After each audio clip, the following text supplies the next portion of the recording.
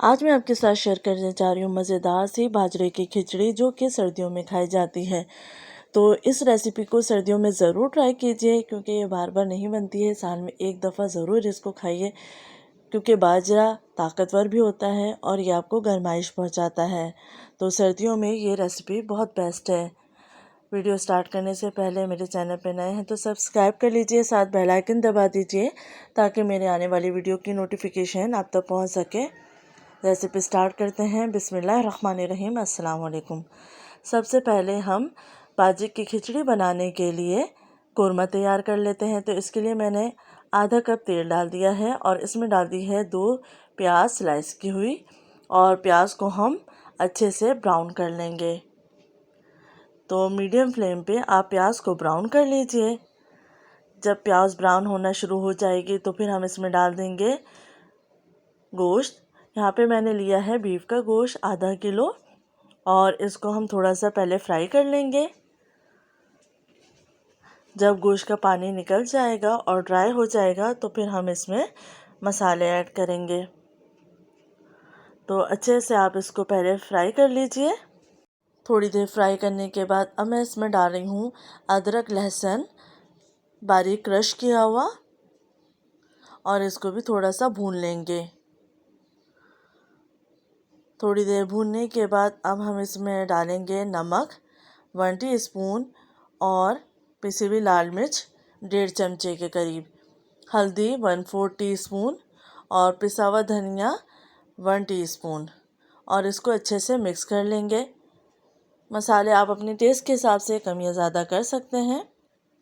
अच्छे से मसालों के साथ इसको भून लीजिए। जब ये अच्छे से भून जाएगा तो फिर हम इसमें ऐड करेंगे पानी। तो इतना पानी डालना है कि ये गोश्त अच्छे से गल जाए।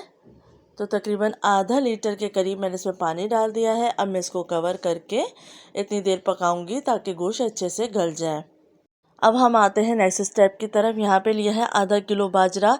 इस बाजरे को मैंने एक रात पहले भिगो दिया था। तो सारी रात बाजरे को आपने भिगो देना है ताकि जब हम इसको कूटें तो ये आराम से कूट सके। तो बाजरा एक रात भीगने के बाद मैंने इसका पानी निकाल लिया है और थोड़ा थोड़ा करके इसको मैं इमाम दस्ते में कूट लूँगी। तो आपको इसलिए कूटना है कि इसमें से बाजरे का छिलका निकलता है जो कि लाजमी निकालना है, वरना इससे बाजरे की खिचड़ी का टेस्ट अच्छा नहीं आता। तो आप इसको अच्छे से कूट लीजिए या ग्राइंडर में हल्का हल्का सा ग्राइंड भी कर सकते हैं। ये बाजरा थोड़ा सा गीला है तो ये आराम से कूट जाएगा। तो तमाम बाजरा इसी तरीके से थोड़ा थोड़ा करके हम कूट लेंगे। मैं आपको सारा तो नहीं दिखाऊंगी, इसलिए मैं आपको थोड़ा सा दिखा रही हूँ कि किस तरीके से आपको बाजरे को कूट लेना है। तो यहाँ पे मैंने बाजरा कूट लिया था और इसको मैं अब डिश में निकाल लूँगी। डिश में निकालने के बाद इसको अच्छे से फैला देना है और इसको खुश्क कर लेना है। या तो पंखे के नीचे आप खुश्क कर लीजिए या धूप में रख दीजिए ताकि अच्छे से खुश्क हो जाए। जब ये अच्छे से खुश्क हो जाएगा तो फिर इसका छिलका आराम से निकल जाएगा क्योंकि हमने बाजरे को कूट लिया था। तो इसको मैंने खुश्क करने रख दिया है। तो यहाँ पे कोरमा देख लेते हैं और कोरमा भी अच्छे से हो चुका है तैयार। और इसका गोश्त मैं चेक कर लेती हूँ तो गोश्त भी अच्छे से गल चुका है। तो अब हम इसको रख लेते हैं साइड पे। तो यहाँ पे ये खुश्क हो चुका था अच्छे से। इसको खुश्क कर लेना है। ये स्टेप आपको तमाम पहले ही कर लेना है। जब बाजरे की खिचड़ी बनानी हो उससे पहले आप ये तमाम स्टेप कर लीजिए। तो ये अच्छे से जब खुश्क हो जाए तो इस तरीके से हम इसको छाँट लेंगे ताकि बाजरे का छिलका अलग हो जाए।